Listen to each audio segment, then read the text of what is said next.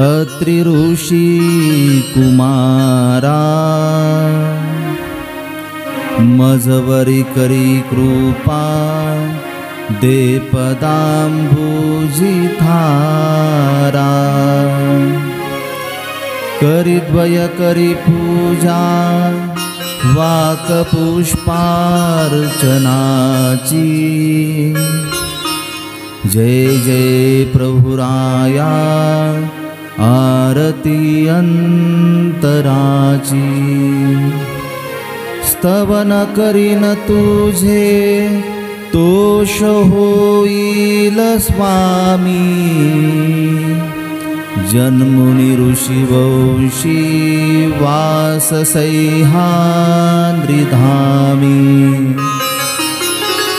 उभय नट नटोनी मानवी वेशधारी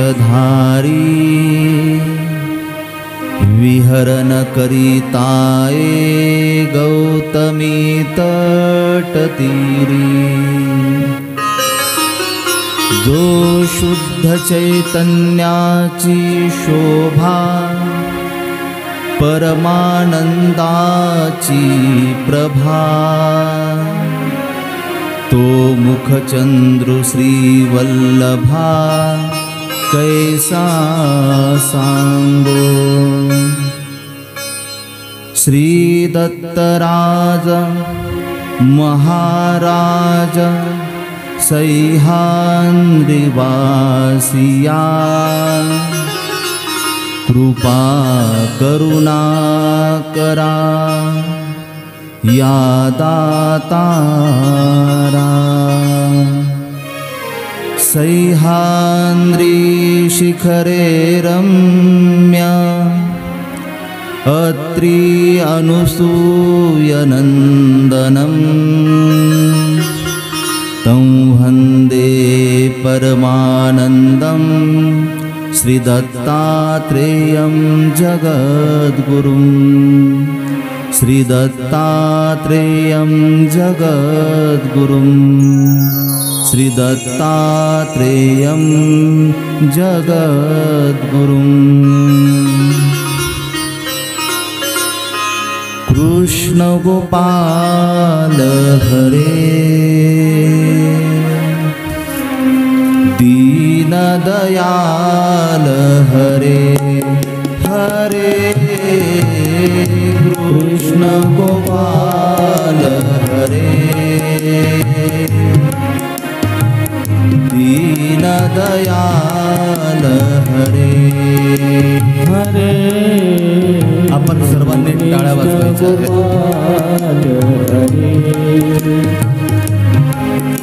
दीन दयाल हरे हरे कृष्ण गोपाल हरे जय दीन दयाल हरे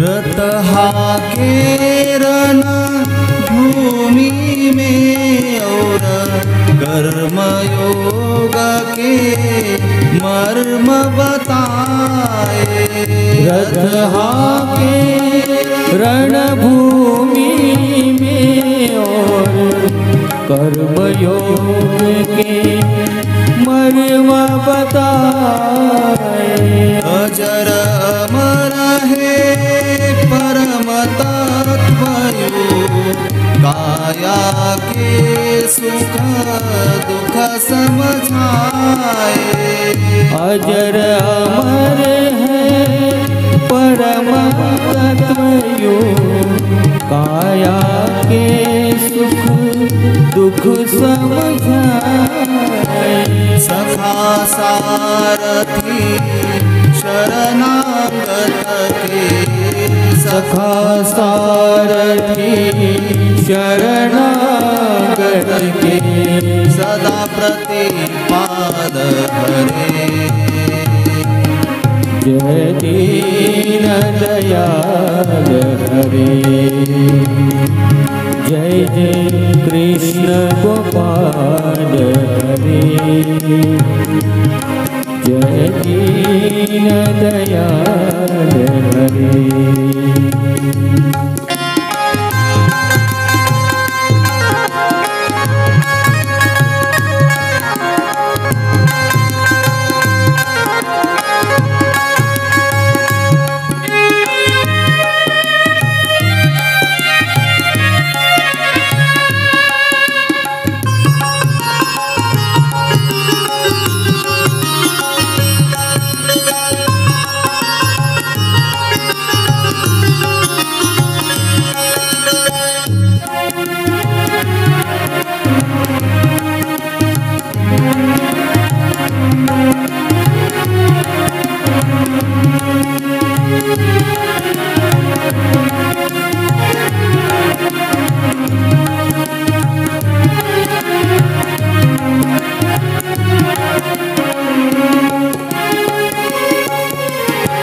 श्याम के रंग में रंग गई मीरा रस, खान तो रस की खान हुए। श्याम के रंग में रंग गई मीरा रस, खान तो रस की खान हुए। जग से आंखें बंद करी तो सूरदास को दर्शन हुए। जग से आँखें बंद करी तो सूरदास ने दर्शन किए। मात जसोदा मात जसोदा ब्रज नारी गे, मात जसोदा ब्रज नारी गे, माखन चोर हरे। जय दीन दयाल हरे, जय जय कृष्ण गोपाल हरे। आपण सर्वांनी माग म्हणायचंय आणि हात आपले खाली गेले, जरा असं थोडंसं मोकळं जय जय आपल्याला श्री दत्ताचे कथा श्रवण करायची आहे। जय दीन दयाल हरे, कृष्ण गोपाल हरे, दीन दयाल हरे, कृष्ण गोपाल हरे, जय दीन दयाल हरे, कृष्ण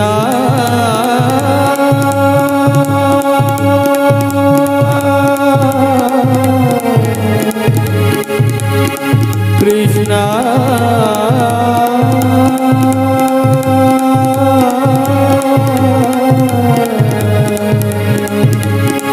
कृष्ण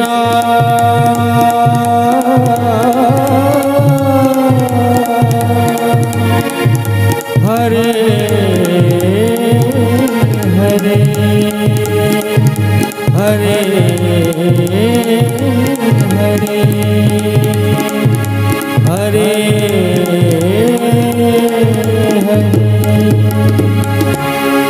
यस्मिन् देशे वशे ज्ञानी योगी स्वाध्यात्मचेतस, तन्मण्डलं पवित्रं च प्रयाति निमिषाध्वम्। सर्वज्ञ श्री चक्रधर स्वामी निरूपित जगद्गुरु श्री दत्तात्रेय प्रभू महाराजांचे प्रत्येकाच्या जीवनाला आकार देणारे दिशादर्शक असलेली ही श्री दत्त कथा गेल्या 4 दिवसापासून आपण सर्वजण अत्यंत आनंदाने आणि श्रद्धेने या ज्ञानसागरामध्ये आपण सर्वजण न्हाऊन निघत आहात। आजचा कथेचा आपला हा 5वा दिवस आपल्या सर्वांच्या अहोभाग्याने कुठेतरी परमेश्वराला आपली कणव असते आणि थोडाफार का होईना परंतु त्या परमेश्वराला आपण प्रसन्न केलेलं असतं। आणि म्हणून असे महाराष्ट्राधिकरण जे आचार्य असतात त्या आचार्यांची आपली भेट होत असते। स्मृतिस्थळ या ग्रंथामध्ये एखादा ज्ञानी व्यक्ती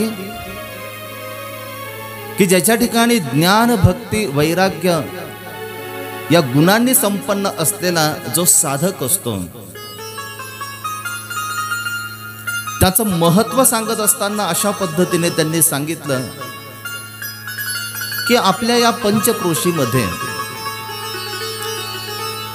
परमेश्वराला अनुसरलेला एखादा साधक ज्यांच्याजवळ ज्ञान साधना आहे, धर्म साधना आहे, आपलं संपूर्ण जीवन परमेश्वराला समर्पित केल्यानंतरही आत्मोद्धाराबरोबर समाजोद्धाराचा ज्यांना ध्यास असतो आणि अशा संतांच्या सहवासामध्ये ज्या वेळेस आपण असतो ना ते आपल्या जवळच असले पाहिजे असं नाही, ते आपल्या परिसरात जरी असले तरी सुद्धा त्या ग्रंथामध्ये संतांचं वर्णन करत असताना अशा पद्धतीने सांगतात तन्मंडळं पवित्रंच प्रयाती निमिषाद्भवम्। केवळ त्यांच्या असण्याने सुद्धा आपलं रक्षण होत असतं। त्यांची जी धर्मरूप जी सावली असते त्या धर्मरूप सावलीने आपलं चुकीचं पडणारं जे पाऊल असेल ते चुकीचं पाऊल न पडता सावध पद्धतीने धर्माचरण करण्याचा आपण प्रयत्न करत असतो, कारण त्या संतांच्या असलेल्या तपश्चर्येमुळे। तया ज्ञानियाचे निदर्शने पापा होते पुरुषचरणे, तयाचा अवघेर न करावा कवने भलते न वंदावे। अनेक संत आहेत, आपण जेव्हा आपल्या आजूबाजूचं परिसराचं जेव्हा आपण त्या परिसराला जेव्हा आपण पाहतो तेव्हा अनेक संत आपल्याला पाहायला मिळतात। एक संन्यासी वेगळा असतो आणि एक अनुसरलेला साधक वेगळा असतो। बऱ्याच वेळेला अनेक महाराज लोक पाहायला मिळतात, त्यांनी अंगावर वस्त्र धारण केलं म्हणजे ते महाराज होतात आणि अंगावरचं वस्त्र त्यांनी बाजूला केलं की एक संसारिक ते होतात। महानुभाव पंथाची जी संत मंडळी आहे ती संत मंडळी याच्यापेक्षाही खूप मोठी आहे। ती या अर्थाने मोठी आहे की अगदी लहानपणापासून जसं त्यांना कळायला लागलं तेव्हापासून संसारात न अडकता केवळ माझं जीणं आणि मरण जे आहे ते केवळ ईश्वराधीन, त्या ईश्वराला मला समर्पित करायचं। संसाराची सावली सुद्धा नसते। आणि मग विचार करा की अशा साधकांच्या ठिकाणी जी तपश्चर्या असेल, अशा साधकांचा परमेश्वराला जो आभार असेल तो कशा पद्धतीचा असेल। आणि म्हणून आजच्या या 5व्या दिवशी आपल्या सर्वांच्या अहोभाग्याने आज या ठिकाणी आपल्या परिसरातील आपल्याला परिचित असलेले पण याही पेक्षा या महानुभाव पंथाचे ऋषी तुल्य व्यक्तिमत्व प्रामुख्याने म्हणून ज्यांना ओळखल्या जातं असे ईश्वराधिष्ठित अधिकरण आचार्य प्रवर प्रातस्मरणीय उपाध्य कुलभूषण सुकिनी निवासी श्री मोठे बाबाजी आज आपल्याला भेटण्यासाठी या ठिकाणी आलेले आहेत. आपण सर्वांनी पहिल्यांदा त्यांचं टाळ्या वाजून स्वागत करूया. त्यांच्याकडे बघा, त्यांचं वय किती आहे. आपल्यासाठी ते आले, आपली आर्त बघून ते इथपर्यंत आले. आयोजकांनी त्यांना विनंती केली, उमेशराज दादांनी, आणि मागच्याही वर्षी बाबा आले असं मला कालच कळालं की मागच्याही वर्षी बाबा आले होते आणि आजही ते आले. खरंच हे जे थोर असतात त्या थोरांचं हे मोठेपण असतं. बाबांच्या समवेत या ठिकाणी उपस्थित असलेले आदरणीय श्रद्धेय परमपूजनीय श्री गोपीराज बाबाजी शास्त्रीजी सुकेनेकर, बाबांचं खूप मोठं धर्मकार्य आहे.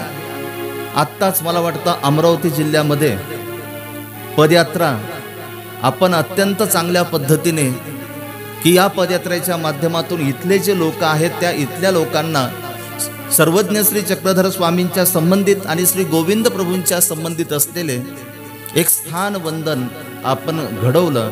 हे खूप मोठं कार्य आहे. आज या ठिकाणी उपस्थित असलेले नवयुवकांचे प्रेरणास्थान, हितचिंतक सन्मित्र आदरणीय श्री कमलाकर बाबाजी, त्याचप्रमाणे आदरणीय श्रद्धेय परमपूजनीय श्री सुदर्शन मुनी दादाजी, ही सर्व संत मंडळी आज या ठिकाणी उपस्थित झालेली आहेत. 5वा दिवस आहे आणि बरोबर 5 संत आज उपस्थित झालेले आहेत. पहिले बाबा आहेत, बाबांच्या समवेत असलेले, त्यानंतर ते बाबा, चौथे ते बाबा, आणि कालच 17च्या वेळेला ज्यांचं आगमन झालं आपले आंध्र प्रदेशचे बाबा, ते बोलणार आहे तुमच्याशी 5 मिनिटं. मी कालच तुम्हाला सांगितलं. हे आपलं सर्वांचं काय की अहोभाग्य आहे. कुठेतरी आपण अशा पद्धतीचा धर्म जोडून ठेवलेला आहे की ज्या संबंधाने अशा या संतांचं दर्शन आपल्या धर्मरूप जीवनामध्ये या ठिकाणी घडत असतो. आज उपस्थित असलेल्या सर्व आदरणीय वंदनीय संत आचार्यगणांना मी दंडवत प्रणाम करतो आणि आजच्या या 5व्या सत्राला आपण सुरुवात करूया. ब्रह्म विष्णुरहं देवी बद्धास्म कर्मणा सदा काम क्रोधादिभिर्दोषे तस्मात् सर्वं अनीश्वर. कालच्या सत्रामध्ये आपण पाहिलं 81 कोटी 1.25 देवता आणि या देवतांमध्ये प्रमुख असलेल्या ज्या देवता ब्रह्मा विष्णू आणि महादेव अत्यंत सामर्थ्यशाली असलेल्या या देवता, या भूतलावरचा असा एकही व्यक्ती नाही की या तिघांना ओळखत नाही. इथला जो श्रद्धावान असलेला एखादा साधक असतो, या तिघांचं नाव निघाल्यानंतर तो आदराने त्यांना प्रणाम करतो. इतर देवतांपेक्षा यांची उंची जर आपण बघितली तर अत्यंत महत्वाच्या उंचीवर, महत्वाच्या पदावर असलेले ह्या 3 देवता. परंतु शिवपुराणातल्या या श्लोकाने मात्र त्यांच्या ठिकाणी नेमकी कमी नेमकी कोणती आहे, कमतरता नेमकी कोणती आहे ते स्पष्ट करत असताना त्यांनी सांगितलं की जसं इथल्या मृत्यूलोकाच्या माणसाच्या ठिकाणी जसा काम आहे, क्रोध आहे, लोभ आहे, त्याच्यापासून या देवता सुद्धा वाचलेल्या नाहीत. आणि म्हणून महाभारतातलं किंवा पुराणातले अनेक प्रसंग आपण पाहत असताना एखाद्या दैत्याने त्यांची आराधना करावी आणि त्या दैत्याला त्यांनी प्रसन्न व्हावं, त्यांनी एखादा वर मागावा आणि यांनी सुद्धा तो त्याला वर देऊन टाकावा. त्यांना त्याचे परिणाम माहिती नाही की याचे पुढे परिणाम काय होतील. आणि मग ज्या वेळेला याचे वेगळे परिणाम घडू लागतात, मग त्या वेळेला ते इतरांचा शोध घेतात की या संकटातून आता आपल्याला कशा पद्धतीने कोण आपल्याला वाचवेल.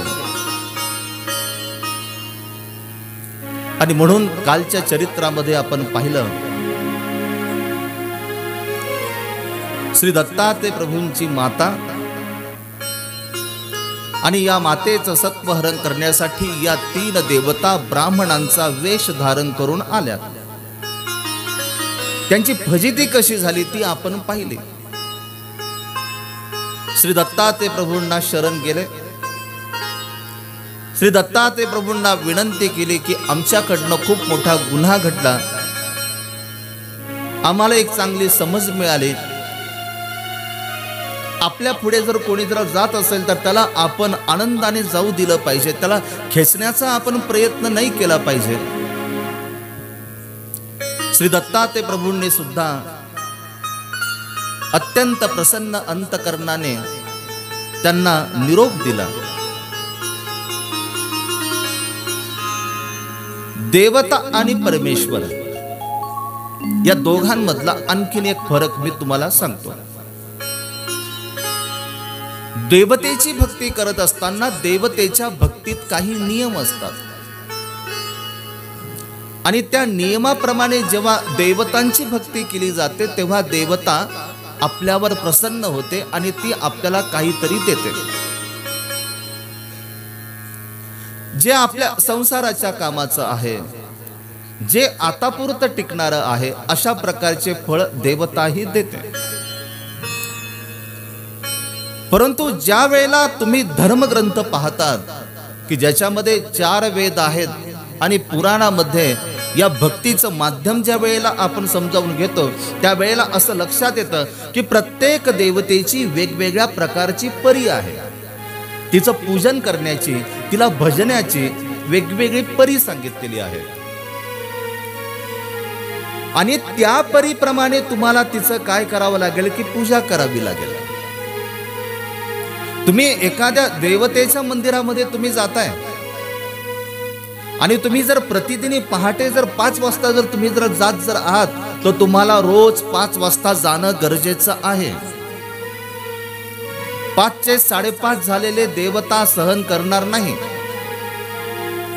एखाद्या दिवशी जर खंड जर पडला तर आतापर्यंत तुम्ही जे काही केलं तर ते सगळं तुमचं वाया गेलं.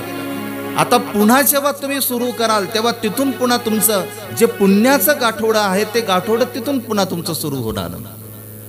कारण देवतेच्या भक्तीमध्ये नियम आहेत. तिला असा लेचापेचा भक्त तिला आवडत नाही. तिची पूजा करणारा भक्त तिला समर्थ हवा, तो सक्षम हवा.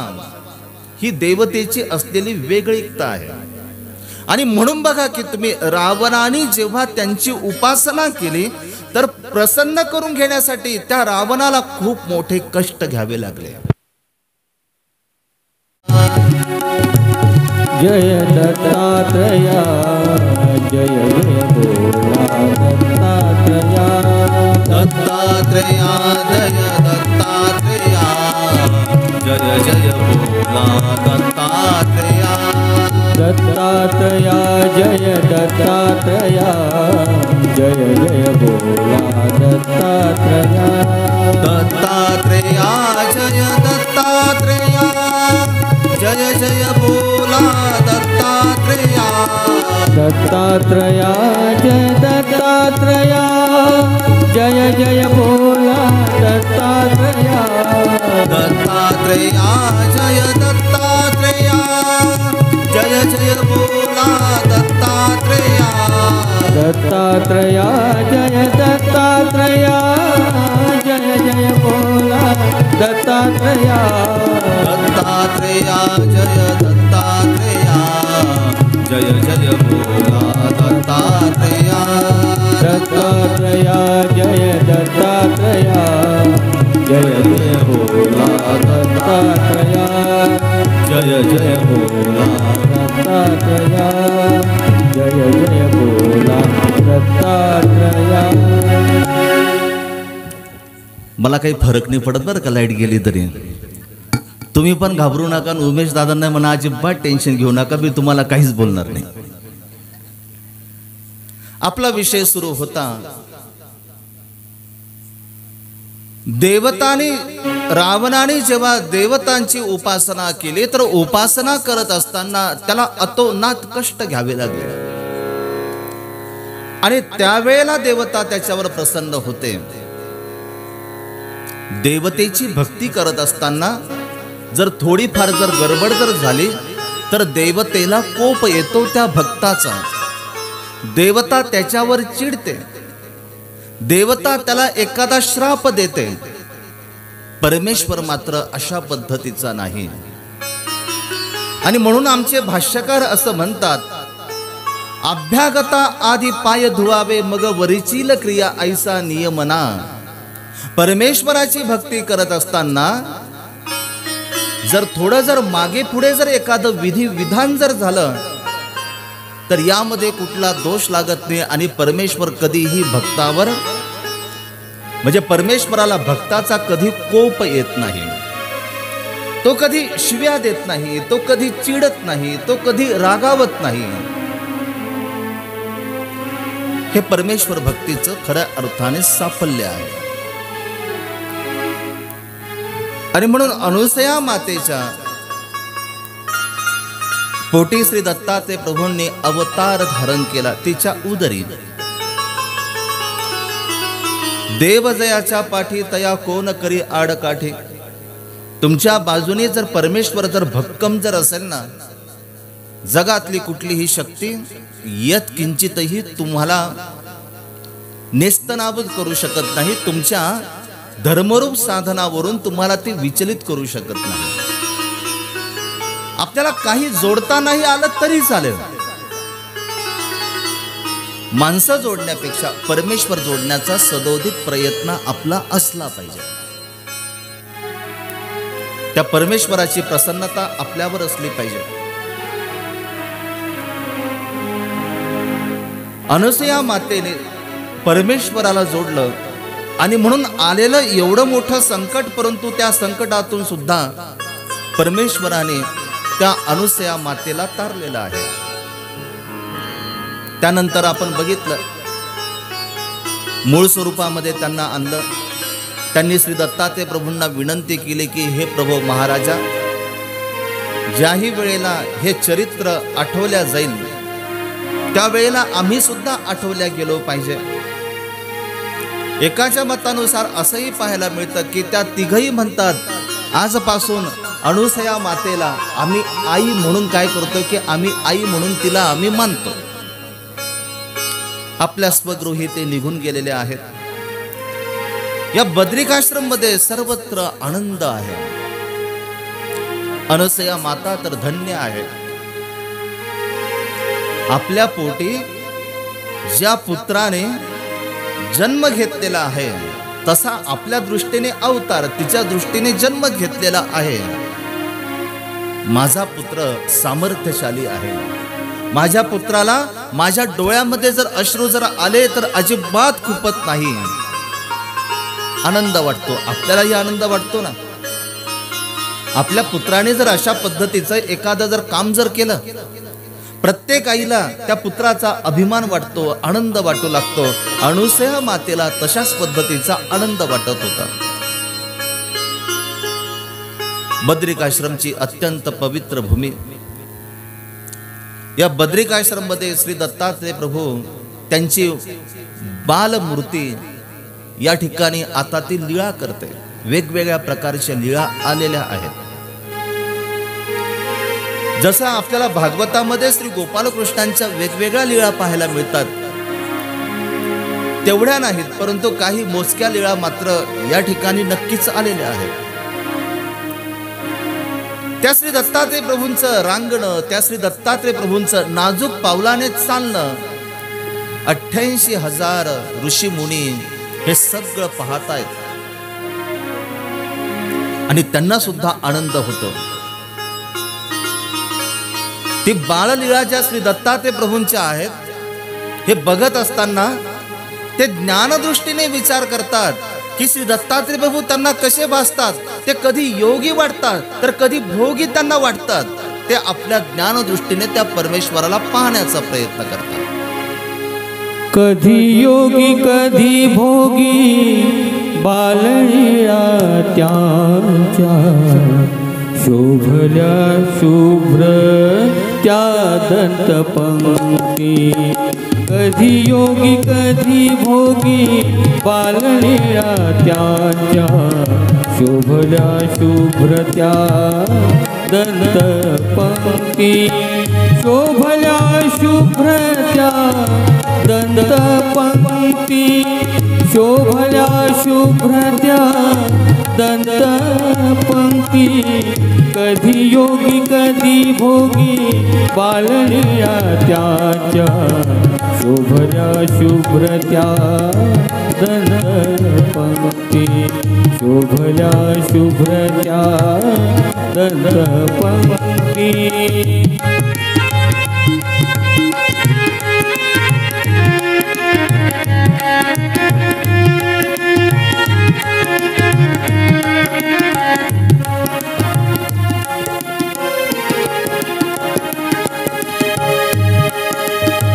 भूत बाधा भय त्रास. भूत बाधा भय त्रास गृह पीडा. निर्धनता कडालोट करी. भूत बाधा भय त्रास गृह पीडा. निर्धनता कडालोट करी.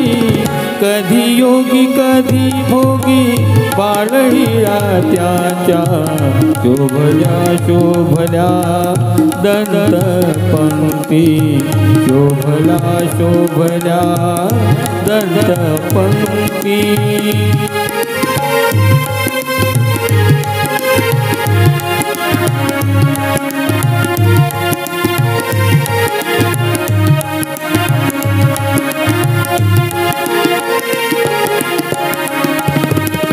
चतुर्दशी शुक्रवार शुभ दिनी. चतुर्दशी शुक्रवार शुभ दिनी. आला जगदानी मार्गशीर्षी. आला जगदानी मार्गशीर्षी. आला जगदानी मार्गशीर्षी. आला जगदानी मार्गशीर्षी. कधी योगी कधी भोगी बाललीला त्यांच्या शोभल्या शुभ्र त्या दंतपंक्ती. शोभल्या शुभ्र त्या दंतपंक्ती. शोभल्या शुभ्र त्या दंतपंक्ती. बद्रिकाश्रम मध्ये वास्तव्यास असलेले हे सर्व ऋषी मुनी श्री दत्तात्रय प्रभूंची जी बालक्रीडा आहे ती बघून स्वतःला धन्य समजत होते की या भूमीमध्ये येऊन खऱ्या अर्थाने आम्ही धन्य झालेलो आहोत. परमेश्वर अवतार घेतो जीवांचा उद्धार करण्यासाठी. आपण मागच्या सत्रामध्ये बघितलं की परमेश्वराचा अवतार होतो आणि जीवाचा जन्म होतो. जीवाचा जन्म कशासाठी होतो हे जीवाला सुद्धा माहिती नसतं, परंतु ज्या वेळेला परमेश्वराचा अवतार होतो त्यावेळेला परमेश्वराने जीवधर्म देहधर्म यांचा स्वीकार तर केलेलाच असतो, परंतु अवतार धारण केल्यानंतर नेमकं काय कार्य करायचं याचं सुद्धा नियोजन परमेश्वराचं ठरलेलं असतं. श्री दत्तात्रय प्रभूंनी बद्रिकाश्रमच्या भूमीमध्ये अवतार धारण केलेला आहे. दोन प्रकारची भूमी असते, तुम्हाला सोपं सांगतो अगदी. एका भूमीला म्हणतात भोगभूमी आणि दुसऱ्या भूमीला म्हणतात की कर्मभूमी. आता तुमच्या भाषेत सांगतो. एक भूमी असते की ज्या भूमीमध्ये काही जरी पेरलं तरी अजिबात उगवत नाही. तुम्ही तिला कोणती भूमी म्हणतात? नापीक भूमी. आणि दुसरी अशी जी भूमी आहे तिच्यामध्ये तुम्ही काही पेरा परंतु चांगलंच त्या जमिनीतून उगवतं. तिला आपण कोणती जमीन म्हणतो? सुपीक जमीन. शास्त्रामध्ये 2 प्रकारच्या भूमी सांगितल्या. एक आहे भोगभूमी आणि एक आहे कर्मभूमी. आणि परमेश्वराची विशेषता ही आहे की परमेश्वर अवतार भोगभूमीमध्ये जरी त्यांनी अवतार धारण केला पण जीवोद्धरणाचं जे कार्य आहे ते कुठे करतात? कर्मभूमीमध्ये करतात. कसं? थोडासा अवघड तुम्हाला वाटेल विषय. मला तुम्ही सांगा, नापीक भूमीमध्ये तुम्ही कष्ट कितीही केले तरी त्याचा फायदा होतो का?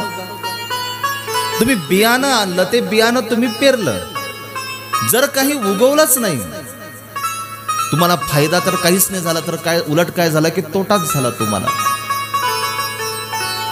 आणि मग अशी जी भूमी असते ही भूमी आपण काय करतो? ज्या पद्धतीने दुर्लक्षित भूमी असते ना एखादी, तिच्याकडे आपण दुर्लक्ष करून टाकतो. माझी 5 एकर शेती, 3 एकर चांगली, 2 एकर शेती कामाची नाही, आपण तिच्याकडे पाहत नाही, तिला आपण सोडून देतो. मग आपलं लक्ष नेमकं कोणत्या भूमीवर असतं? जी सुपीक भूमी आहे तिथं आपलं लक्ष जास्त असतं. शास्त्र असं सांगतं, कर्मभूमीमध्ये जीवाचा जन्म झाल्यानंतर हा मनुष्य जे काही कर्म करतो आणि कर्म केल्यानंतर त्या कर्माचं चांगलं वाईट फळ ज्या भूमीमध्ये मिळतं तिला म्हणतात कर्मभूमी. आणि ज्या भूमीमध्ये कर्म केले असता कर्माचं चांगलं पण फळ मिळत नाही, कर्माचं वाईट पण फळ मिळत नाही, तिला म्हणतात भोगभूमी. शाळेचा विद्यार्थी असेल त्याच्यासाठी कर्मभूमी कोणती झाली? ती म्हणजे त्याची शाळा. शाळा विद्यार्थ्यासाठी काय आहे? त्याची कर्मभूमी आहे. तो जेव्हा शाळेमध्ये जाईल, जेव्हा तो अभ्यास करेल, जेव्हा तो चांगल्या पद्धतीने पेपर देईल, तेव्हा त्याच्या कर्माचं त्याला फळ मिळेल. तो घरी कितीही जरी त्यांनी अभ्यास केला पण पेपर द्यायला त्याला कुठे जावं लागेल? शाळेतच जावं लागेल. त्याच्याशिवाय तो पेपर नाही देऊ शकत.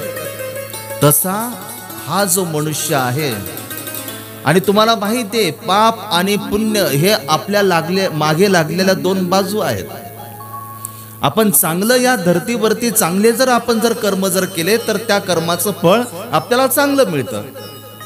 आणि आपण जर वाईट कर्म केले, शास्त्रामध्ये तर सांगितलंय, सर्वच धर्मामध्ये सांगितलंय की वाईट आपण कर्म केले तर शेवटी आपल्याला कुठे जावं लागतं? नरकात जावं लागतं ना आपल्याला. यमदूत येतात आणि ते यमदूत आपल्याला घेऊन जातात. त्या कोरोनाच्या काळामध्ये तो बऱ्याच लोकांना स्वप्न पडायचे की यमदूत आला आणि तो यमदूत मला घेऊन चालला. पण कोणाला स्वप्न पडायचे? माहिती, ज्याला माहिती होतं मी माझ्या जीवनात कोणतेच चांगले कामं केले नाही आजपर्यंत, मी आजपर्यंत प्रत्येकाला फसवत आलो, प्रत्येकाला मी लुबाडत आलो, प्रत्येकाची निंदा मी करत गेलो. त्यांना तर मात्र जास्त धास्ती होती. आणि दिवसा सुद्धा त्यांना काय व्हायचं? माणूस जरी आला तरी वाटायचं यमदूतच आला का नाही काय मी तुम्हाला घेण्यासाठी. आणि ज्याचे चांगले कर्म होते तो म्हणत होता, देवा तार अथवा मार प्रभू तू नाथ अनाथाचा. तुला तारायचं असेल तर तार, आणि जर खरंच माझं आयुष्य संपलं जर असेल या कलियुगाचं, मी आनंदाने यायला तयार आहे तुझ्यासोबत. शास्त्र काय सांगतं माहिती? आणखीन ज्याचे कर्म चांगले असतात ना त्याला घेण्यासाठी यमदूत येत नाही. त्याला घेण्यासाठी कोण येतं म्हटले? देव येतो म्हणे त्याला घेण्यासाठी, असं सांगितलं जातं बाहेरच्या शास्त्रामध्ये. आणि ज्याचे वाईट कर्म असतात त्याला घेण्यासाठी कोण येतं म्हटले? त्याला यमदूत येतो. आणि म्हणून अशा ज्या कर्मभूमी मधले जे काही मानव आहेत, या मानवांना म्हणजे या जीवांना यथार्थ ज्ञान त्यांना प्राप्त व्हावं, त्यांना त्यांचं जीवनाचं कल्याण त्यांना कळावं, आणि त्यांनी आपल्या जीवनाचा आत्मोद्धार त्यांनी साधून घ्यावा यासाठी परमेश्वर काय करतो की अवतार धारण करतो. आणि म्हणून परमेश्वर भोगभूमीमध्ये अवतार धारण नाही करत. मला सांगा तुम्ही, आपले जेवढे दैवत आहेत, आपण प्रत्येकाचे दैवत बघा, जेवढे आपले दैवत आहेत, या सगळ्या दैवतांचा जन्म कुठे झालाय बरं? अमेरिकेत कोणाचा जन्म झालाय? इंग्लंडमध्ये कोणत्या देवाचा जन्म झालाय? पाकिस्तानमध्ये कोणत्या देवाचा जन्म झालाय? सगळ्यांचा जन्म कुठे झाला? या भारतात झाला, म्हणजे या कर्मभूमीमध्ये झाला. अनेक संतांची जी परंपरा आपल्याला पाहायला मिळते, ते संत सुद्धा कोणत्या मातीतले आहेत? याच मातीतले आहेत ना ते सगळे संत. देवाने आपल्याला हे मैदान उपलब्ध करून दिलेलं आहे आणि या मैदानामध्ये आपल्या हातात बॅट दिलेली, समोर आपलं भविष्य आहे. मागे जशी जोड आपण जोडून ठेवली त्या पद्धतीने आज आपल्याला भोगायचे, तशा पद्धतीने आपल्या समोर बॉल येत आहेत आणि तो एक एक बॉल आपल्याला व्यवस्थित काय करायचा आहे की तो हाणायचा आहे का नाही? बरोबर. क्रिकेट काय घरात नाही खेळल्या जात. पोरं गल्लीत खेळायला जातात, एखाद्याची काच फुटते, नाही ती भांडण घरामध्ये येतं. होतं का नाही? असं समजून घ्या की देवाने आपल्याला हे मैदान उपलब्ध करून दिलेलं आहे. तुम्हाला आता 6 मारायचा का तुम्हाला चौका मारायचा हे तुमच्या हातामध्ये. देवाने त्याचं ज्ञान तुम्हाला दिलंय. आता खेळायचं कसं ते तुमच्या हातामध्ये. तुम्हाला देव प्राप्त करायचा का तुम्हाला नरकामध्ये जायचं, याचं जे स्वातंत्र्य आहे ते स्वातंत्र्य परमेश्वराने आपल्या हातात दिले. आता श्री दत्तात्रय प्रभूंनी जो अवतार धारण केला तो भोगभूमीमध्ये अवतार धारण केला. ज्या हेतूने त्यांनी अवतार धारण केला, आता श्री दत्तात्रय प्रभूंना वेद लागले आहेत त्या कर्मभूमीचे. महाराष्ट्राचे वेद लागले श्री दत्तात्रय प्रभूंना. बघा आपण किती भाग्यवान आहोत. का बरं महाराष्ट्र श्री दत्तात्रय प्रभूंनी निवडला आहे का नाही? आपण भाग्यवान. आपल्या भारतात एकूण राज्य किती राज्य आहेत? एकूण जवळपास 25च्या वर आपले राज्य आहेत. आता हे विद्यार्थ्यांना माहिती असेल ना, राज्य किती एकूण? म्हणजे मोठ्याने सांगा ना. 29. अरे वा, छान. टाळ्या वाजवा त्यांच्यासाठी. वा वा, छान. इकडं मुलंच नाही तर काय विचारायचं. इकडं सगळ्या मुली, पण इकडं मुलंच नाही. दत्तात्रय प्रभूंना दुसऱ्या राज्यात नाही जाऊ वाटलं. श्री दत्तात्रय प्रभूंना वेद लागले, या महाराष्ट्राचे वेद लागले. कशी आहे ती कथा आपण पुढे पाहणार आहोत. आता आपल्याला जायचं माहूर पर्वताकडे. माहूर बघितला आपण सर्वांनी? कोण कोण गेले जरा हात वर करा बरं. अरे वा, एवढे सगळेजण माहूरला जाऊन आले. वा वा, तुमच्यासाठी पुन्हा एकदा टाळ्यावर तुम्हीच वाजवा. श्री दत्तात्रय प्रभूंच्या गावाला तुम्ही जाऊन आलेत. खऱ्या अर्थाने तुम्ही भाग्यवान आहात. या सह्याद्री पर्वतावर देवल ऋषी नावाचा एक अत्यंत तपस्वी ऋषी राहत होता, की ज्याला देवल ऋषी म्हणतात आणि ज्याला दैवल्य ऋषी म्हणून सुद्धा त्याला ओळखतात. सह्याद्री पर्वताच्या म्हणजे या इथल्या असलेल्या माहूरच्या असलेला जो पर्वत आहे त्या पर्वताच्या पायथ्याशी आज ते ठिकाण देव देवेश्वरी या नावाने ओळखल्या जातं. तेथे त्यांचा असलेला तो आश्रम. अनेक ऋषी मुनी लोक त्यांच्या समवेत आहेत.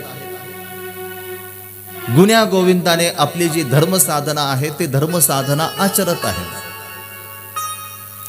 देवल ऋषी जे आहेत या देवल ऋषींच्या ठिकाणी एक महत्वाचा गुण होता, शोधक दृष्टी होती. हे असं का ते तसं का याचा शोध घ्यायची त्यांना सवय होती. अनेक शास्त्रांचं जेव्हा त्यांनी अध्ययन केलं तर त्या शास्त्रामध्ये त्यांचं असं लक्षात आलं की या ज्या देवता आहेत तर या देवतांच्या पलीकडे एक परमेश्वराचं स्वरूप आहे, जो निराकार असलेला परमेश्वर, परंतु जीवासाठी तो येथे साकार होतो, अवतार धारण करतो. आजपर्यंत मी अनेक ग्रंथ चाळले, परंतु त्या ग्रंथांमध्ये मात्र मला तो जो परमेश्वर आहे त्या परमेश्वराचं वर्णन काय मला कुठे पाहायला मिळालं नाही. मला इकडे कर्मभूमीपासून तर इकडे मायेपर्यंत मला सगळं कळालं, परंतु त्या मायेच्या पलीकडे आणखीन परमेश्वराचं स्वरूप आहे आणि हे मात्र मला अजूनही दिसलं नाही. अनेक ऋषी मुनी लोकांना विचारलं, कोणती शक्ती या देवता चक्राच्या पलीकडे सुद्धा कोणती शक्ती? त्यांनी सांगितलं की जिथं वेदाने सुद्धा सांगितलं की नेती नेतीचं म्हणती बा तुझला, आम्हाला सुद्धा माहिती नाही, आम्हाला फक्त एवढंच माहिती आहे की आमच्यापेक्षा श्रेष्ठ शक्ती एक आहे. ध्यास लागला की आपल्याला ती जी शक्ती आहे तर त्या शक्तीला आपल्याला आता जाणायचं. पण जाणायचं तर कसं जाणायचं? म्हटले की आपण तपसाधना करू आता,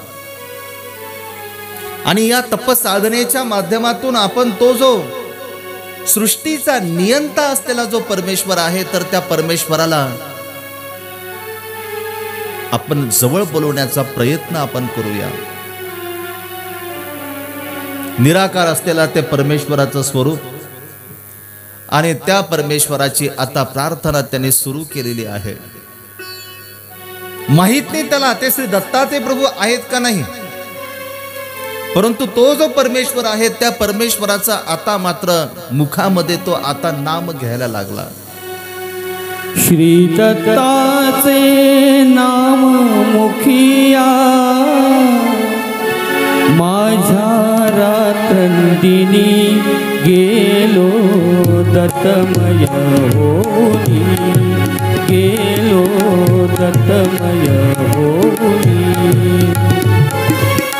श्री दत्ताचे नाम मुखिया, माझ्या रात्रंदिनी गेलो दत्तमय होनी, गेलो दत्तमय होनी.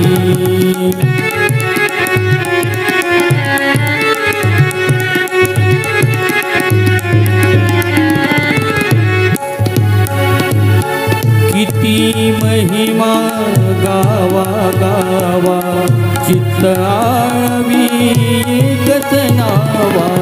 किती महिमा गावा गावा, चित्त आळवी एकच नावा. त्या नावातील सामर्थ्याने, त्या नावातील सामर्थ्याने गेलो मी मोहनी, गेलो दत्तमय होनी, गेलो दत्तमय होनी.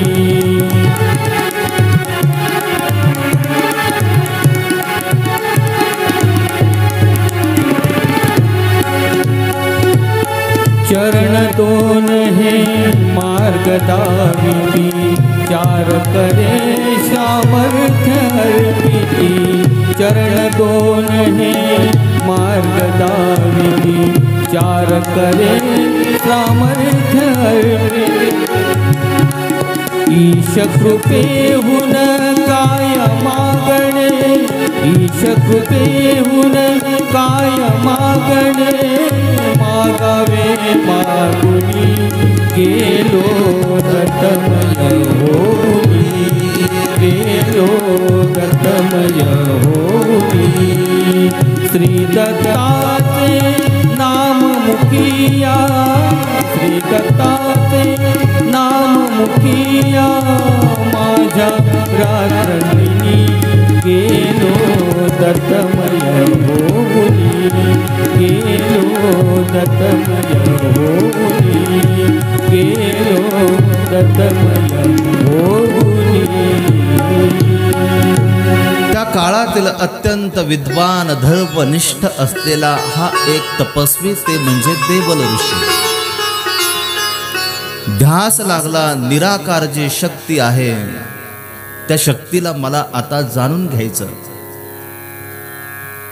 कुठला तरी ग्रंथ बघितला, त्या ग्रंथामध्ये असं लक्षात आलं की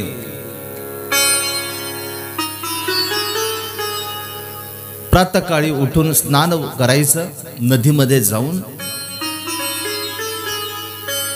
मुठभर वाळू घ्यायची. अशी एक विशिष्ट जागा आव्हानित केलेली ती जागा, त्या जागेमध्ये ती वाळू ठेवायची. तिच्यावर एक फूल व्हायचं आणि तिच्यावर फूल वाहिल्यानंतर मग मात्र त्या निराकार परमेश्वराला प्रार्थना करायची की मला तुला पाहायचं आहे, एकदा तरी मला तुझं दर्शन दे. आता हा जो विधी आहे हा विधी त्या काळातला, आजचा हा विधी नाही. रोज सकाळी नदीवर जायचे, स्नान करायचे, मुठभर वाळू घ्यायचे. त्या देवदेवेश्वरीच्या जवळच आपल्या पर्णकुटीच्या बाजूलाच त्यांनी ती वाळू आता स्थापित करायला सुरुवात केली. आता मुळातच हे जे काही देवल ऋषी आहे हे काही सर्वसाधारण नव्हते. एक मुठभर जरी वाळू त्यांनी त्या बनवलेल्या लिंगावर जर ठेवली तर रोजचं ते लिंग 3 हाताने उंच व्हायचं. आज एवढं उंच झालं, उद्या एवढं उंच झालं, परवा तेवढं उंच झालं. त्यांची साधना सुरूच आहे. दिवसेंदिवस लिंग ते वाढत चाललेलं आहे, वाळूचं बनवलेलं ते लिंग. त्या लिंगाकडे पाहत असताना त्यांना असं जाणवायचं, बघा सात्विक असलेला मनुष्य कसा बदलत चालतो. मी बिघडलेलो आहे हे कोणीच मान्य करणार नाही. 4 लोक जेव्हा गप्पा मारत असतात ना आणि एखाद्याचा अवगुण, त्या अवगुणाबद्दल ते काय करतात की चर्चा करत राहतात. तो ना तो तसाच आहे, त्याला कळतच नाही अजिबात. माझ्यासारखं असतं त्याने असं केलंच नसतं, त्याला काहीच कळत नाही असं आपण म्हणतो. स्वतःकडे आपण पाहतो का? आपण फक्त 4 लोकांना दाखवून देण्याचा प्रयत्न करतो, तो चुकीचा आहे, परंतु मी मात्र कधी चुकतच नाही. हाच तर प्रयत्न असतो की नाही आपला.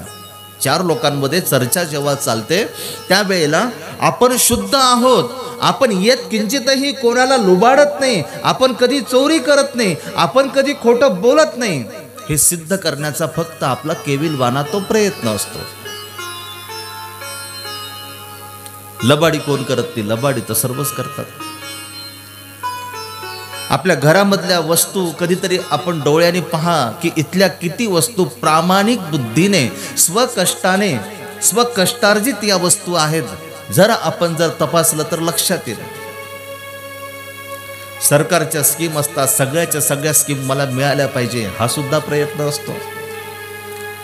कधी रेशन दुकानात जात नाही, परंतु रेशन दुकानातला सगळा फायदा मला मिळाला पाहिजे हा सुद्धा प्रयत्न आपलाच असतो.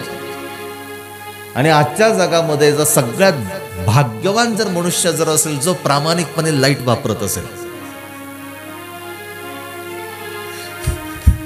तुम्ही सर्वजण टाळ्या वाजवतायत, त्याचा अर्थ समजून घ्या. प्रामाणिक आपल्याला शोधायचा आहे, प्रामाणिक मनुष्य. आणि प्रामाणिक असलेल्या मनुष्यामध्ये, सात्विक असलेल्या मनुष्यामध्ये परिवर्तन कसं घडत जातं. हेतू किती शुद्ध होता दैवल्याचा. निराकार जी शक्ती आहे त्या शक्तीला मला जाणायचं, त्या परमेश्वराला मला समजून घ्यायचं. आता त्या लिंगाकडे तो पाहतोय, जे लिंग आता आकाश मार्गे आता ते वाढतंय.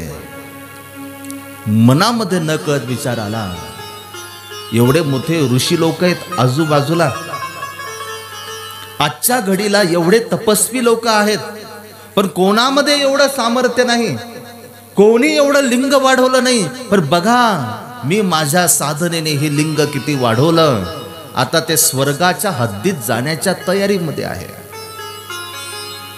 आपली उंची वाढली की आपल्यामध्ये अहंकार निर्माण होतो. कधीही बघा तुम्ही, उंची वाढली की न कळतपणे अभिमान जागृत होतो, न कळतपणे अहंकार निर्माण होतो आणि आपोआप आपण दुसऱ्यांना तुच्छ मानून स्वतःला श्रेष्ठ मानण्याचा प्रयत्न करत असतो. देवल ऋषी त्याला अपवाद नव्हते. जीवनामध्ये प्रगती पाहिजे, प्रगतीशिवाय कोणी पुढे जाऊ शकत नाही. परंतु तुमची जी प्रगती आहे ती प्रगती निकोप असली पाहिजे. ती कोणाचा द्वेष करणारी नको, कोणाचा मत्सर करणारी नको आणि कोणाची बरोबरी करणारी सुद्धा ती नकोच. आज जे काही आपण पाहतो, आपण एकमेकाची बरोबरी तर करण्याचा प्रयत्न करतोय ना. माझ्या शेजारच्याने 2 ताली बिल्डिंग बांधली आणि आपण मात्र 1 BHK मध्ये आपण राहतोय.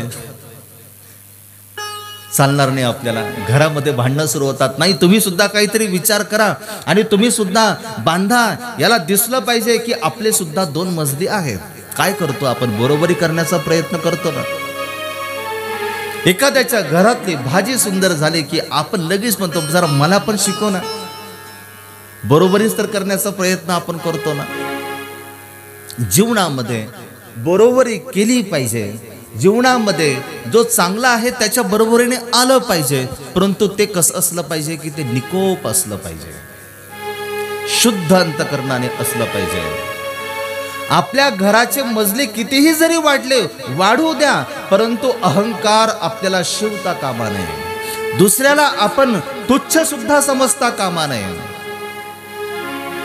आणि ज्या वेळेला आपण दुसऱ्याला कमी लेखू लागतो त्यावेळेला समजून घ्यावं आपलं जे जीवन आहे ते आता अधोगतीकडे सरकत चाललं. बघा, दैवल्याचा हेतू किती शुद्ध आहे. पण आता मात्र मनामध्ये विचारांचा जो गोंगाट येत आहे ना, याच्यामुळे दैवल्य आता कुठेतरी थोडेसे बदलले. आता त्या निराकार परमेश्वराला मला पाहायचं, त्या परमेश्वराला मला जाणून घ्यायचं, हा जो मूळ हेतू होता तो हेतू आता बाजूला गेला. आता दिवसेंदिवस मला हे जे लिंग आहे तर हे लिंग मात्र मला आता याची उंची मला आता वाढवायची. उंची कितीही जरी आपण वाढवली, त्याचा जो पाया आहे त्याचा पाया हा मजबूत असणं गरजेचं आहे. मजबूत असणं गरजेचं आहे म्हणजे तो श्रद्धाशील असणं गरजेचं आहे. हे महत्वाची गोष्ट आहे. उंचीला पायाचा असावा धार, उंचीला पायाचा असावा धार.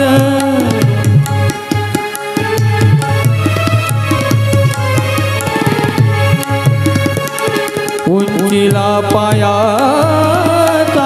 असावा धार, नको निराधार ऐश्वर्य ते,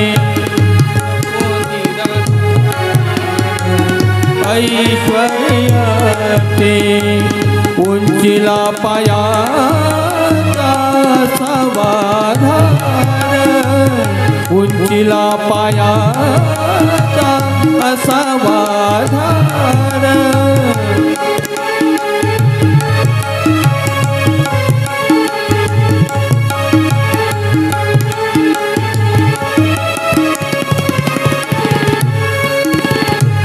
काया माती संगे नातेही जुळावे, काया माती संगे नातेही जुळावे.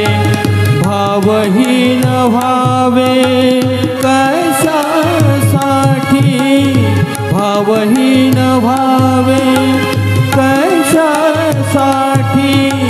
उंचीला पायाचा असावा धार, उंचीला पायाचा असावा धार.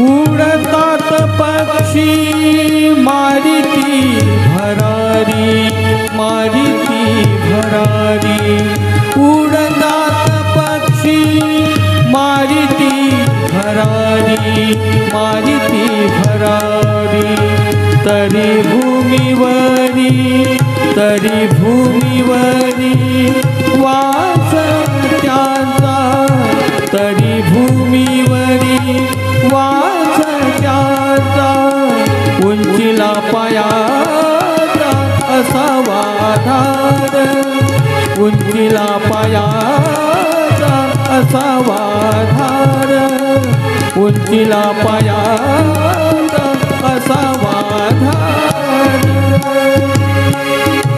देवलानेचे वाळूचं लिंग आता बनवलेलं होतं ते देवात म्हणजे ते देवतांना सुद्धा आता त्रासदायक वाटू लागलं.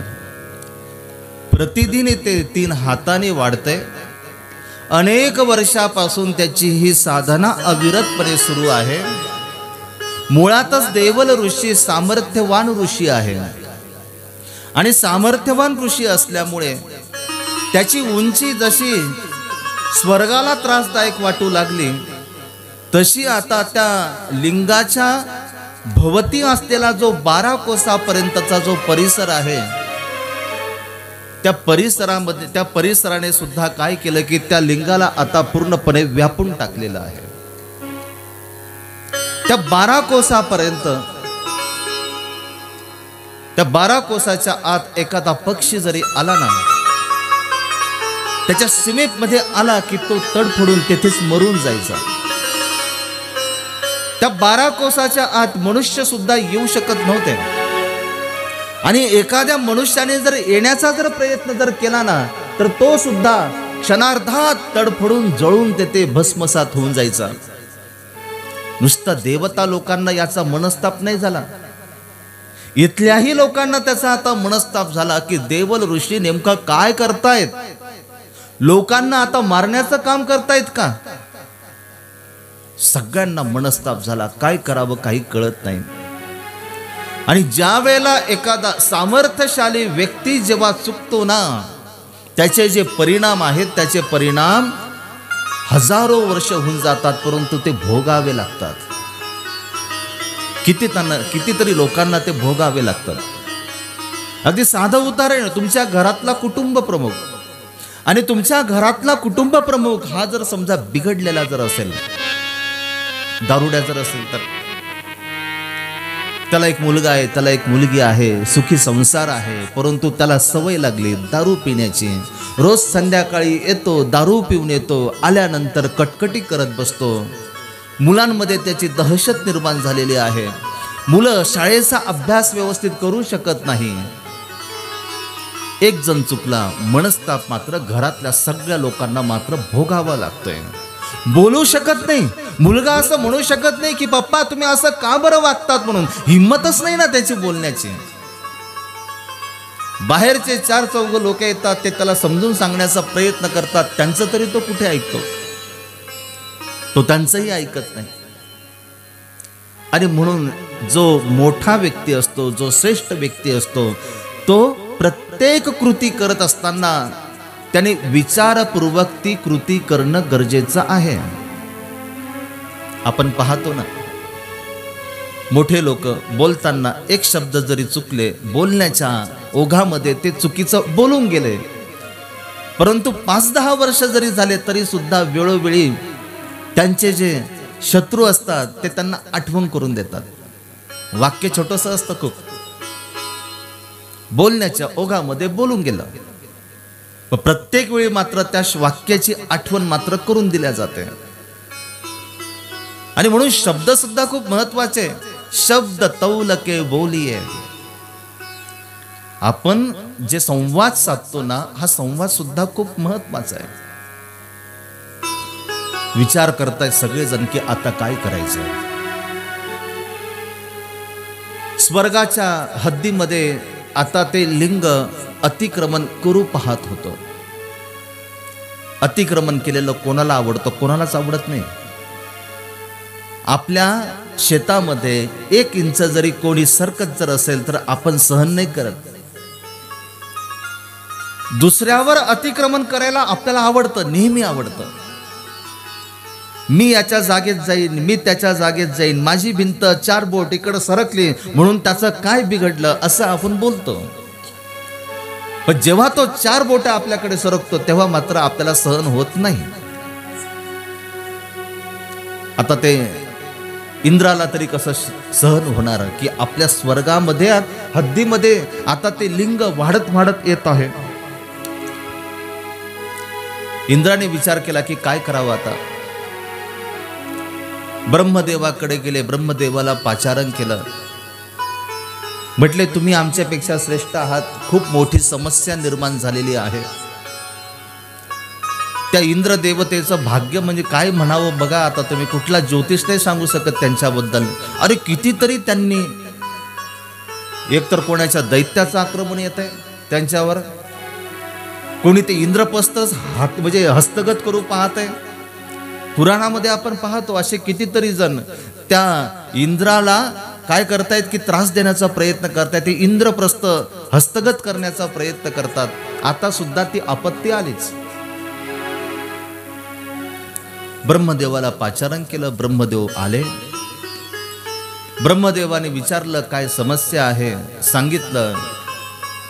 देवल ऋषी आहे माहूर मधला आणि या देवल ऋषीने ते लिंग आता स्थापन करायला सुरू केलेलं आहे आणि ते इतकं वाढलं की काही दिवसातच आता या स्वर्गाच्या हद्दीमध्ये ते आता पोहोचणार आहे.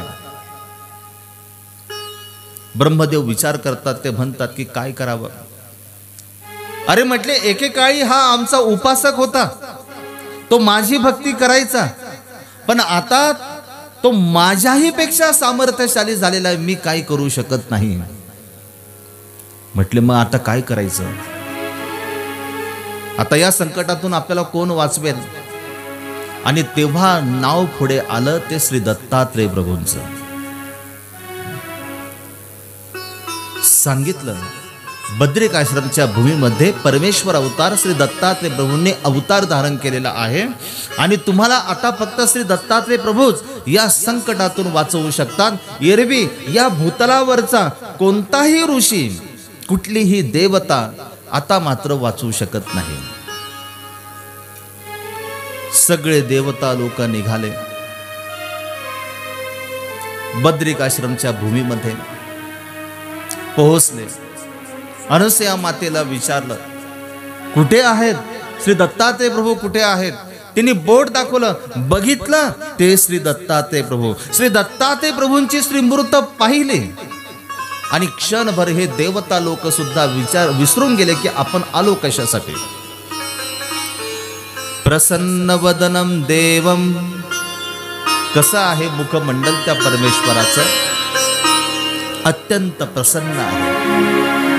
32 लक्षणांनी परिपूर्ण असलेलं त्या परमेश्वराचं ते मुखमंडल.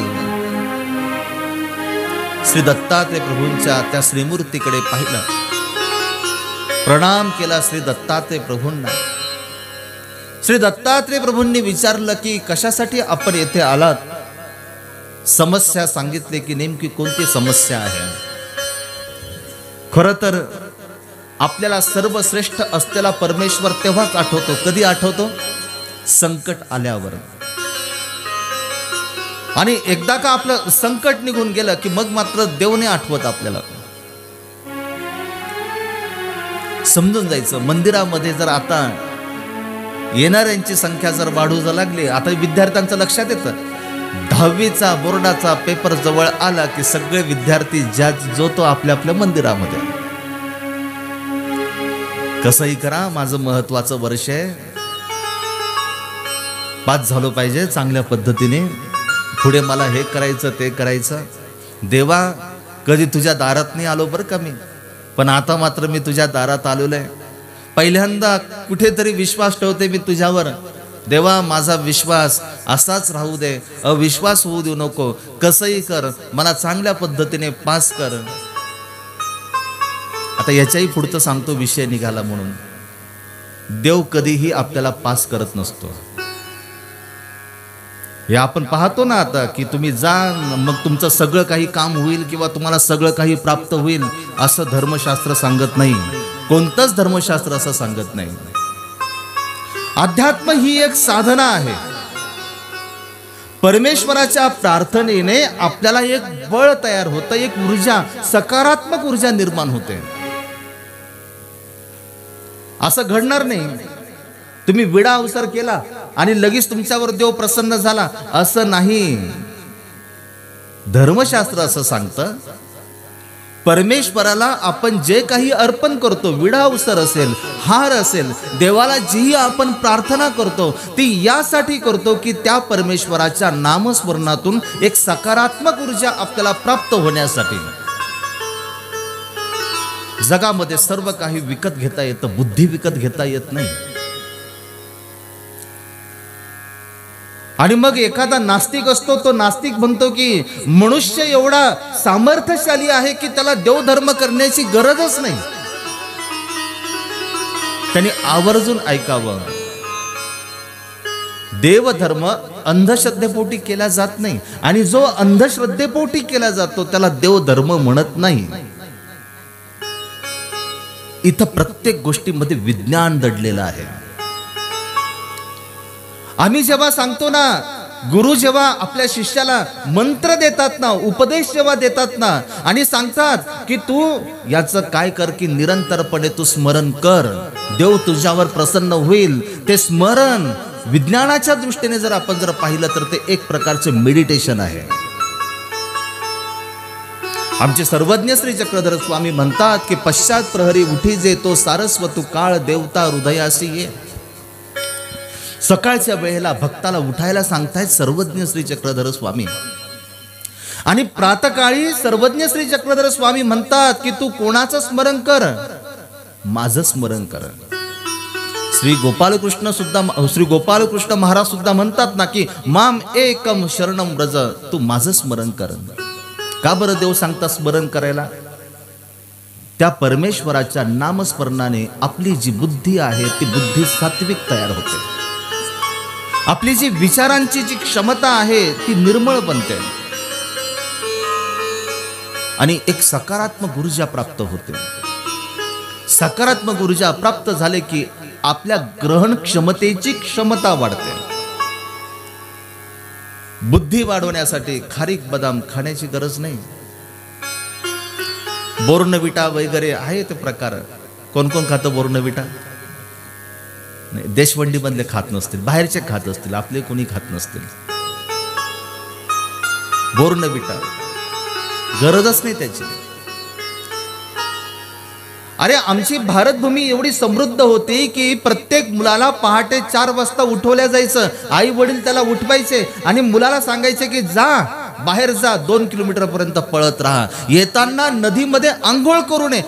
कुठे गरम पाणी होतं आंघोळीला, कुठे साबण होता त्यावेळेला, कुठे क्रीम होती चेहरा स्वच्छ करण्यासाठी, काहीच तर नव्हतं. अध्यात्म नाम साधना म्हणजेच काय, तुमची बुद्धी वाढवण्याची असलेली एक तुमचे माइंड पॉवर त्याला आपण म्हणू, ते म्हणजे अध्यात्म. तुम्ही हातामध्ये गाठी घेऊन जेव्हा देवाचं नामस्मरण जेव्हा तुम्ही करू लागता ना, त्या नामस्मरणामुळे तुमचा जो मेंदू आहे तो मेंदू सक्रिय होतो. तो मेंदू सुद्धा सक्रिय होतो. आता सांगा याच्यामध्ये कुठे अंधश्रद्धा आहे? अंधश्रद्धा नाहीच आहे. डोळस श्रद्धेने जी भक्ती केली जाते तिला भक्ती असं म्हणतात. आणि कुठल्याही परमेश्वराने असं सांगितलं नाही की तू 100% तू माझ्यावर निर्भर राहा. आमचे सर्वज्ञ श्री चक्रधर स्वामी म्हणतात, तू उभा ठाकलासीच पुरे सिद्धी ते येथो नीच नी जेल की. स्वामी म्हणतात की तू फक्त उभा राहा, तुला उभं राहावं लागेल. एखादा असं म्हणेल की मी शाळेत जाणार नाही, मी पेपर देणार नाही, मी नोकरी करणार नाही, फक्त मी एक विधी करेन सकाळी उठून आणि मग सगळ्या माझ्या समस्या मिटतील, असं होत नसतं कधी. देवाने सांगितलं तू फक्त एक पाऊल फक्त टाक समर्थपणाने. तू एक पाऊल, तुझ्या प्रयत्नाचं एक पाऊल जरी तू टाकलं ना, बाकीचे तुझे पावलं माझ्या प्रेरणेने तू आपोआप टाकू लागशील. किती मोठी पावर दिली परमेश्वराने आपल्याला. दे रे हरी पलंगावरी, असं आपण म्हणतो. देवा, जे द्यायचं असेल ते मला पलंगावर दे, मी कधी तुझं नाव घेणार नाही, फक्त मला जागेवर दे, असं कोणीही देत नाही.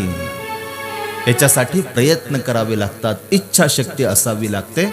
आणि मग कुठे प्रयत्नांती परमेश्वर. त्यांनी प्रयत्न केला, त्यांनी सकारात्मक दृष्टीने एक पाऊल जरी त्यांनी पुढे टाकलं की बरोबर परमेश्वर त्याचा हात पकडतो आणि यशाच्या मार्गाकडे तो तेथे सरकू लागतो. समस्या सांगितली सगळ्यांनी दत्तात्रय प्रभूंना की काय करायचं आता. श्री दत्तात्रय प्रभू म्हटले की मला पण यायचंय त्या मला त्या माहूरमध्ये. माहूरची जागा निवडली श्री दत्तात्रय प्रभूंनी. कसलं तेज आहे त्या माहूरचं. आमच्या तर एका आचार्यांनी सह्याद्री वर्णन नावाचा ग्रंथच त्याच्यावरून लिहून काढला. तो जो सह्याद्री पर्वत आहे माहूरचा, आश्वासित केलं श्री दत्तात्रय प्रभूंनी की मी येणार, महाराष्ट्रात येणार, माहूरला मी येणार. सगळे देवता लोक आनंदाने आता निघालेत, आपल्या आपल्या स्वस्थळी निघून गेलेत. आणि श्री दत्तात्रय प्रभूंना आता वेध लागले, ते म्हणजे माहूरचे. माहूरकडे श्री दत्तात्रय प्रभू निघाले, आले. तो सह्याद्री पर्वत बघितला. सह्याद्री ज्याचा आकार वाघासारखा आहे, त्याला सह्याद्री म्हटलेला आहे. तो डोंगर तुम्ही आजही बघा, ज्या पद्धतीने वाघाचा चेहरा दिसतो त्या पद्धतीने त्या पर्वताचा आकार आहे. त्याला म्हटले की सह्याद्री. सह्याद्री पर्वतावर श्री दत्तात्रय प्रभू आले. अत्यंत प्रसन्न असलेला तो सह्याद्री पर्वत, जागा अशी नीट नेटकी असावी की त्या जागेमध्ये येण्याचा मोह परमेश्वराला सुद्धा झाला पाहिजे. मग ती आपल्या मनातली जागा असू द्या, किंवा आपल्या घरातली जागा असू द्या, किंवा ती आपल्या देवाऱ्यातली जागा असू द्या, परमेश्वराला मोह होतो त्या जागेमध्ये येण्यासाठी. श्री दत्तात्रय प्रभू माहूरला येतात. तुम्हाला आता त्याचं उत्तर मिळालं असेल की श्री दत्तात्रय प्रभू माहूरला कशासाठी आले. आले श्री दत्तात्रय प्रभू त्या देवल ऋषीने वाढवलेलं जे लिंग होतं त्या लिंगाकडे बघितलं. स्मित हास्य करतायत श्री दत्तात्रय प्रभू त्या लिंगाकडे बघून. श्री दत्तात्रय प्रभू त्या लिंगाकडे बघून हसत नव्हते. श्री दत्तात्रय प्रभू त्या देवल ऋषी मध्ये त्या लिंगाच्या रूपाने जो अहंकार जन्माला आलेला आहे त्याला हसत होते. माणसाची उंची असावी परंतु ती निकोप असावी. उंची म्हणजे प्रगती, उंची म्हणजे पुढचं पाऊल, पण ते सक्षम असलं पाहिजे, ते निकोप असलं पाहिजे. कबीरजीने सुद्धा म्हटलेलंच आहे ना. त्यांनी बघितलं, कबीरजींनी त्यांना खजुराचं झाड पाहायला मिळालं. एवढं उंच, त्याला फळ लागलेलं आहे. आणि त्याच्याकडे बघून कबीरजी म्हणतात, अरे तुला एवढ्या उंचीवर तुला फळ लागलं, काय कामाचं नाही, ते लोकांच्या कामाचं नाही. बडा हुआ तो क्या हुआ, जैसे पेड़ खजूर. बड़ा हुआ तो क्या हुआ, जैसे पेड़ खजूर. पंथी को छाया नहीं, फल लागे अति दूर. कबीरा फल लागे अति दूर. बड़ा हुआ तो क्या हुआ, जैसे पेड़ खजूर. पंछी को छाया नहीं, फल लागे अति दूर. कबीरा फल लागे अति दूर.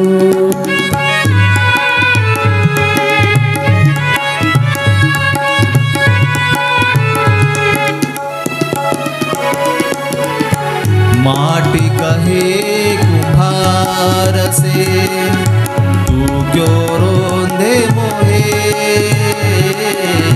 माटी कहे कुम्हार से, तू क्यों रोंदे मोहे।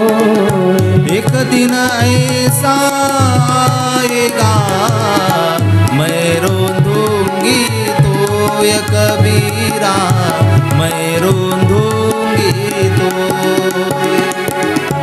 माटी कहे कुम्हार से, तू क्यों रोंदे मोहे।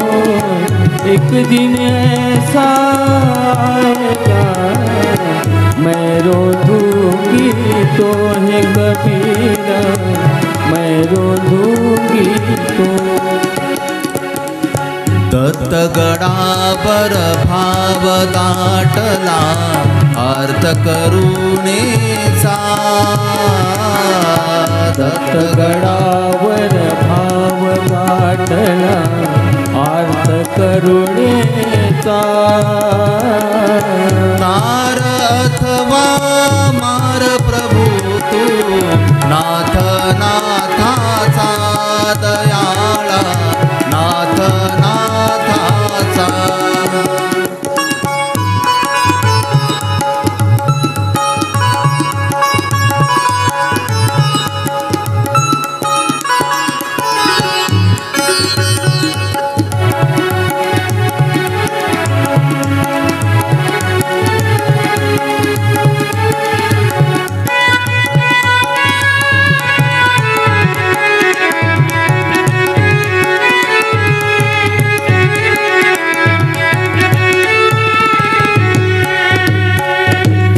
दत्तात्रय प्रभू त्या देवल ऋषीने वाढवलेल्या लिंगाकडे पाहतायत आणि स्मित हास्य करतायत, त्याच्या अहंकाराकडे बघून हसतायत। देवल ऋषी तिथं नाहीत, गेले आहेत नदीवर स्नान करण्यासाठी।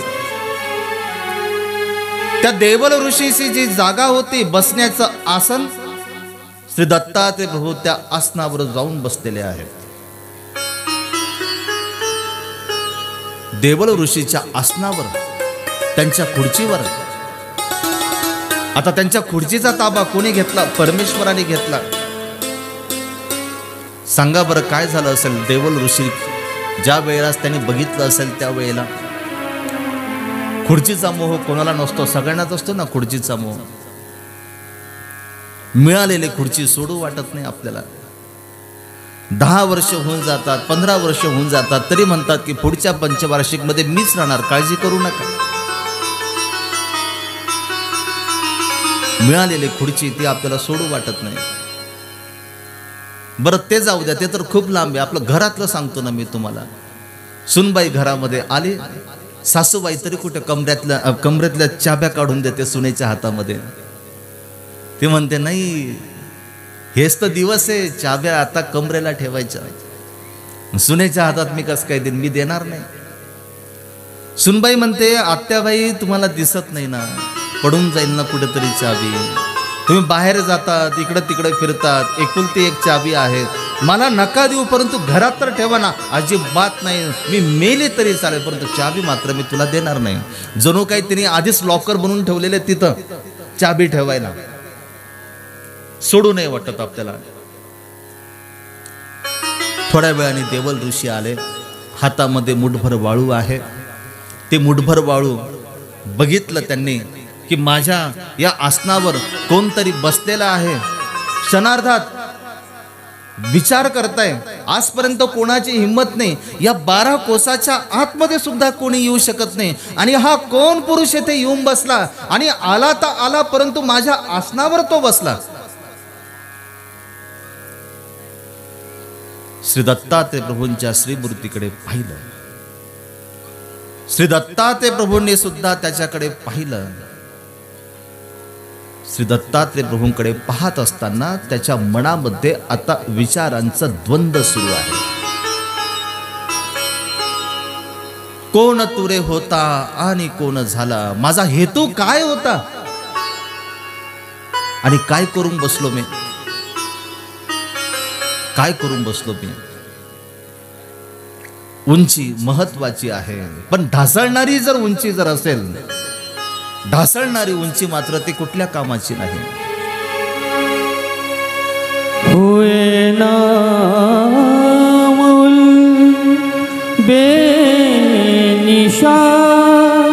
कैसे कैसे ज़मीं खा गई नौजवान कैसे कैसे.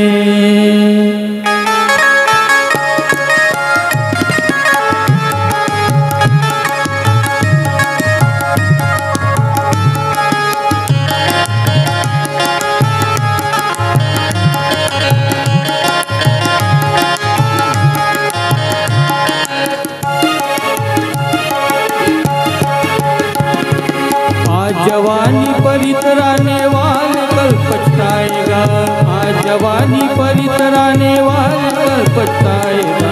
ढलता सूरज धीरे धीरे ढलता है ढलता सूरज धीरे धीरे ढलता है ढल जाएगा ढल जाएगा ढल जाएगा हो ढल जाएगा.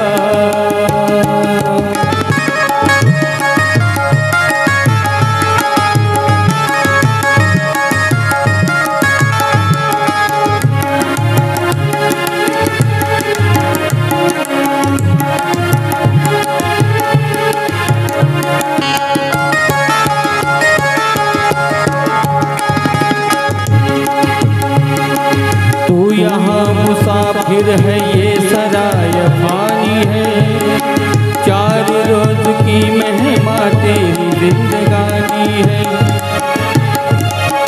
जर ज़मीं जर जेवर कुछ न साथ आएगा, खाली हाथ आया है खाली हाथ जाएगा. जान कर भी अनजाना बन रहा है दीवानी, अपनी उम्र फानी पे चल रहा है दीवाना. किस कदर तू खोया है इस जहां के मेले में, तू खुदा को भूला है फंस गई झमेले.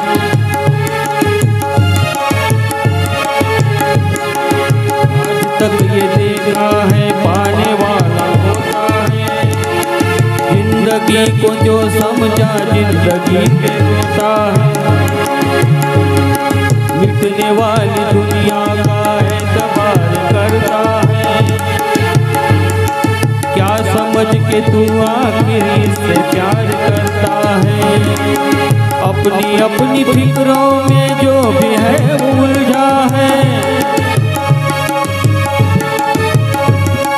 जिंदगी हकीकत में क्या है कौन समझा है. आज समझ ले हो,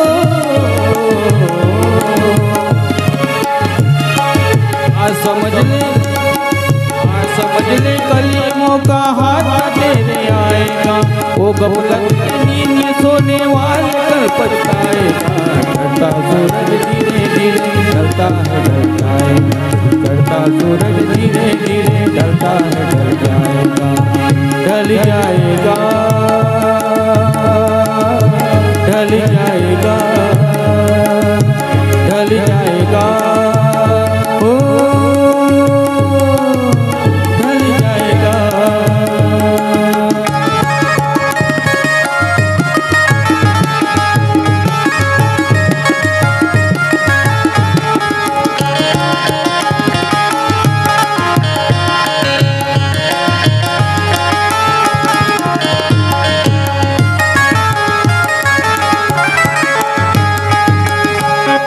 मौत ये ज़माने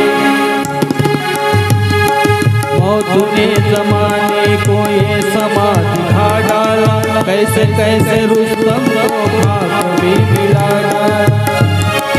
याद रख सिकंदर के हौसले तो आली थे, जब गया था दुनिया से दोनों हाथ खाली थे.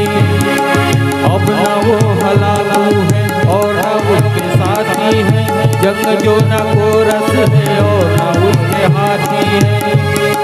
कल जो तर्क चलते थे अपनी शान शौकत पर, क्षमा तक नहीं जल्दी आज उनके तुरबत पर।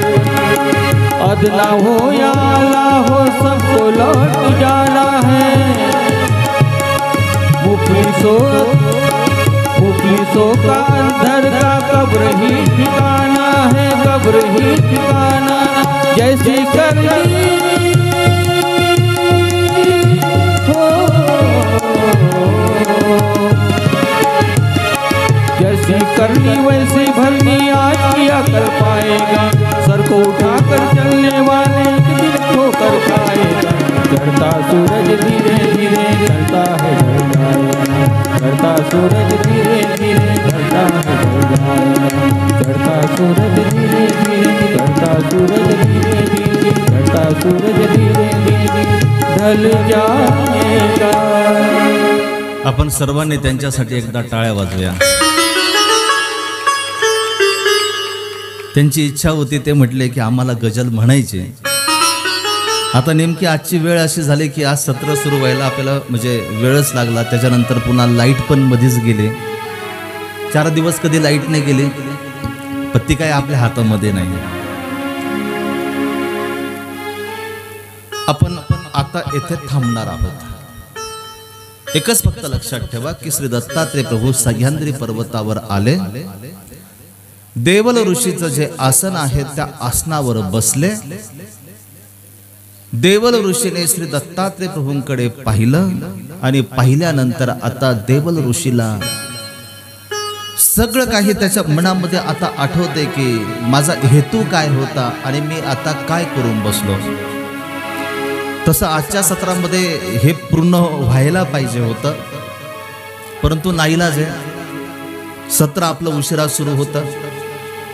अजून तुम्हाला मी सांगतो, देवल ऋषी पूर्ण करून सहस्त्रार्जुनाचं चरित्र आपल्याला पाहायचं आहे। त्याच्यानंतर शेवटच्या दिवशी आपल्याला बघायची आहे ती मदलसा। तसं जर बघितलं तर दत्त चरित्रासाठी कमीत कमी 11 दिवस पाहिजे आणि मग या 11 दिवसामध्ये संपूर्ण श्री दत्तात्रेय प्रभूंचं चरित्र आणि श्री दत्तात्रेय प्रभूंनी यदुराजाला निरूपण केलेले 24 गुरु हे त्या वेळेला पूर्ण होतात। त्यातल्या त्यात मी असे चरित्र निवडले की जे चरित्र तुमच्या जीवनासाठी कामाचे आहेत,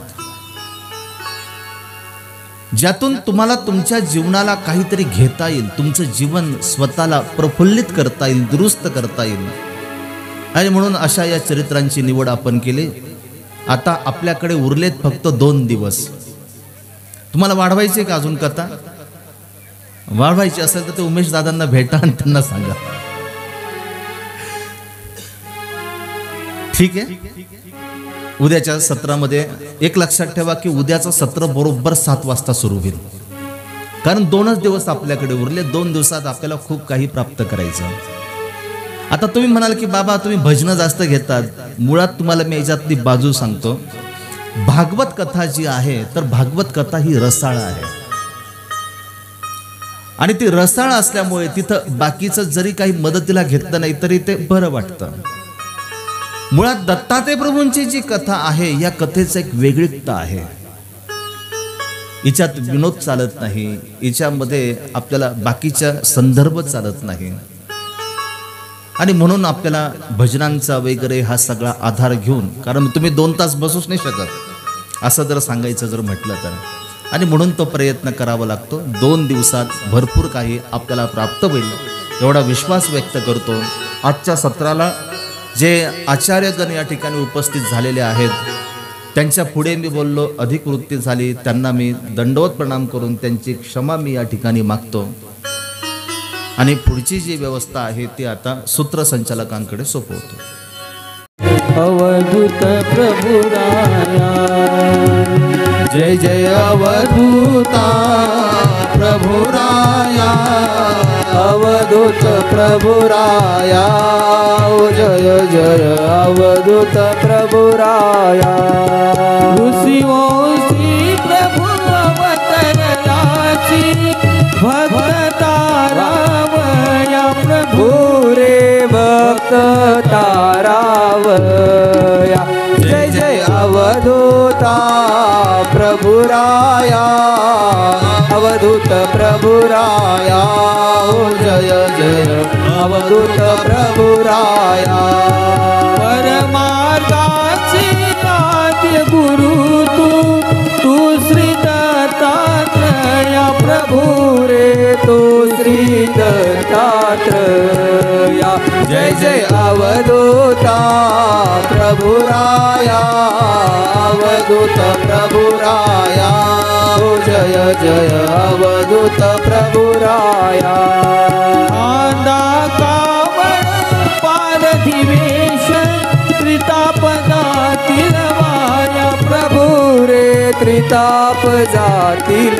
वाया जय जय अवधूता प्रभुराया अवधूत प्रभुराया ओ जय जय अवधूत प्रभुराया सहचर अठरा परिणितीला हात उंच करायचा आहे.